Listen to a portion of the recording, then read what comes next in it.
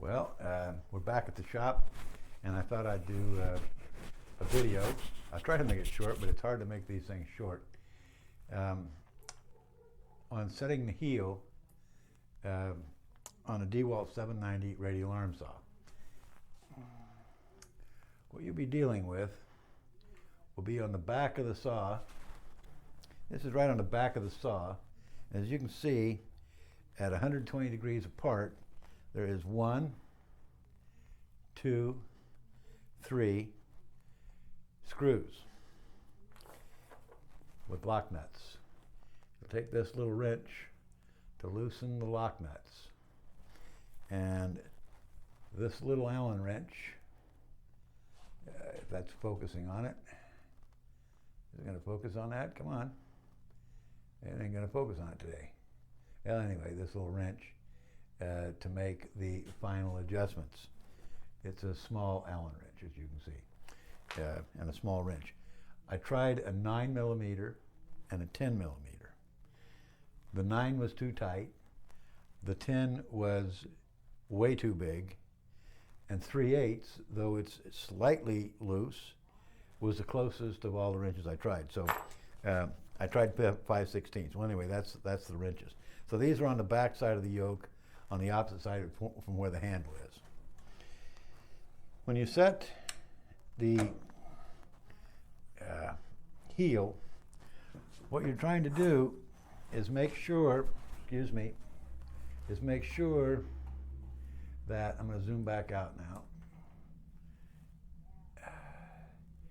You're trying to make sure that this blade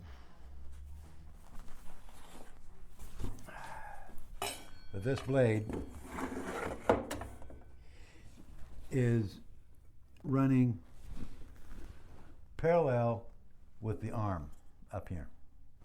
You're not trying to square it to the table, you're trying to make it parallel. I've already done this on this saw, but it's not difficult. Let's say the front of the blade was too far in this direction over here. Well, that would mean it had to swing around that way, which means in order to do that, the arbor would have to go towards the back, would it not? The arbor on the blade side. In order to get the arbor on the blade side to go to the back, the arbor on the back side, in order to get this to go that way,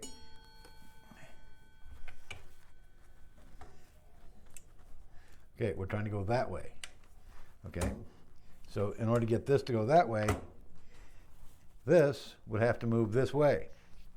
All right, if you get it screwed up in your head, it's no big deal, because you're only going to make little tiny adjustments at a time. For the vertical heel, with the blade in the vertical position, the only 2 screws you'll be messing with are these 2 top screws. All right? So remember, we wanted this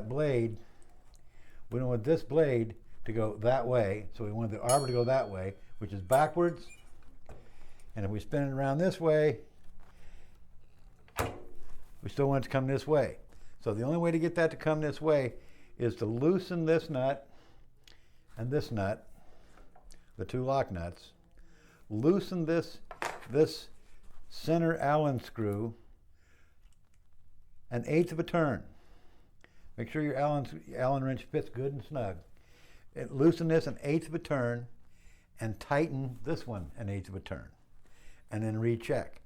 If you still have more to go, a little bit more, just go 1/16. If you went too far, 1/16 of a turn. If you went too far, go 1/16 of a turn back. Make sure you tighten everything, and of course, between settings, this yoke is always tight, okay? But between settings, when you're making your settings on the saw, back here, moving these screws in the back, when you're moving those screws around back there, this needs to be loose. I'm not sure exactly why, but that's what the instruction said. So this needs to be loose to move those screws.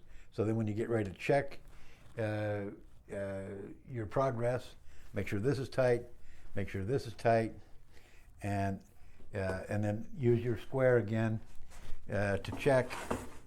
And if you've got a little bit more to go, well, make your final adjustments. The next adjustment for heel is with the blade, with the arbor down. All right, now, with this, you're going to have a setup similar to this, a piece of board with a piece of dowel in it. Then you're going to hold this dowel right about, well, right about here somewhere.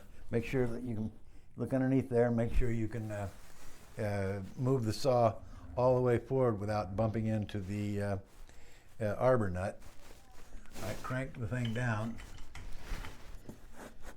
until it just touches. I wish I was taller, but you know, now it's hard on there now. So just up a little bit, now up a little bit, and she's just clearing. All right, so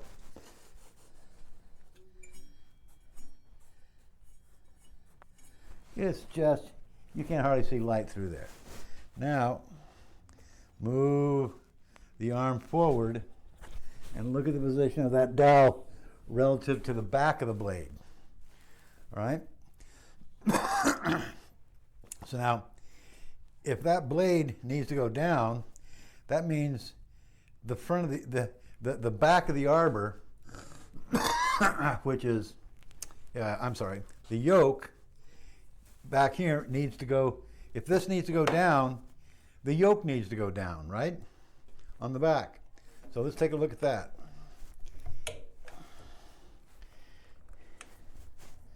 Well, I said we would. We got enough.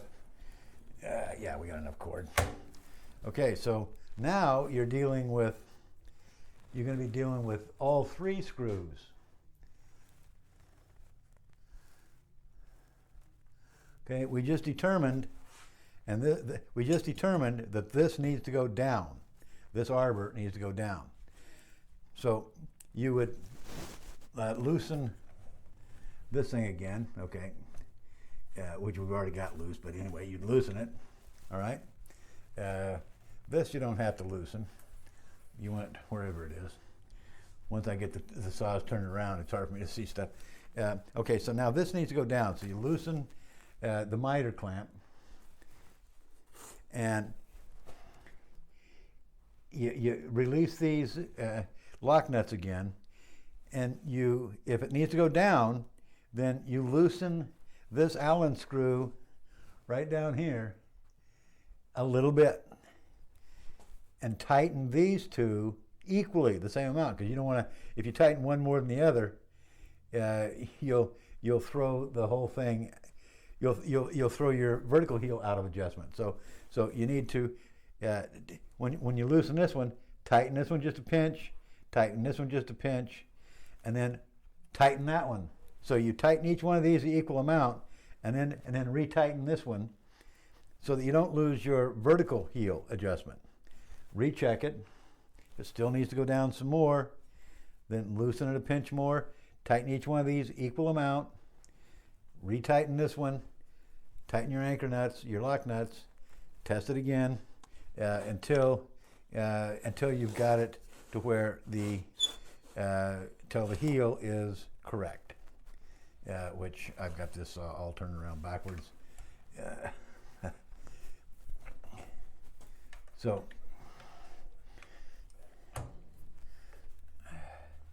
all right, so that's that for this heel. That's very important if you're going to have the blade behind the fence, and you're going to try and saw dados with a dado blade. Rabbets or grooves in the side of a board where you just want the dado blade sticking this side of the fence just a little bit, maybe a 1/4 inch. And you want to make a 1/4 inch deep groove. That's really handy. And there's also shaper molding sets you can buy. Craftsman makes them. Delta used to make them. I don't know if they still do, but they're available on eBay and such. So, just one more thing I wanted to show you on this gadget here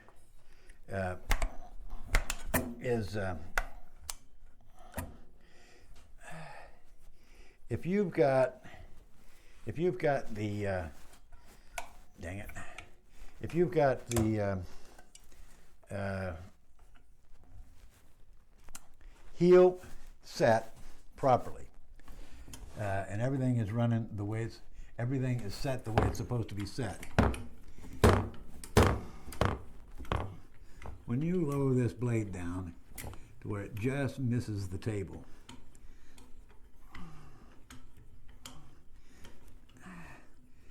if you were sawing this blade, the blade has to be, let me zoom out a little bit.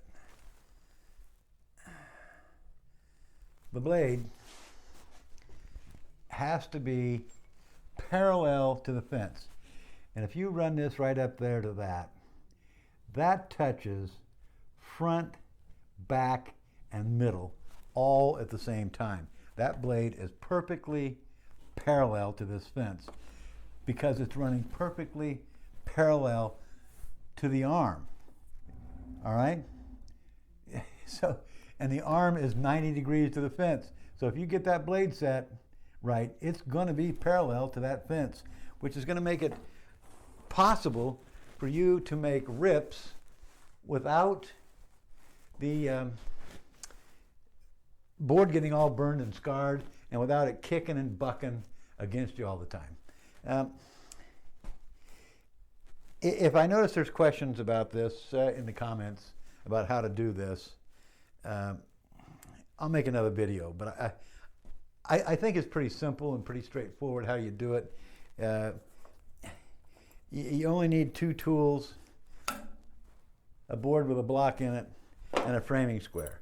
Now, like I said before, those are all static adjustments, and there are procedures you can use to check the dynamic. Actually cut wood and see what the results are.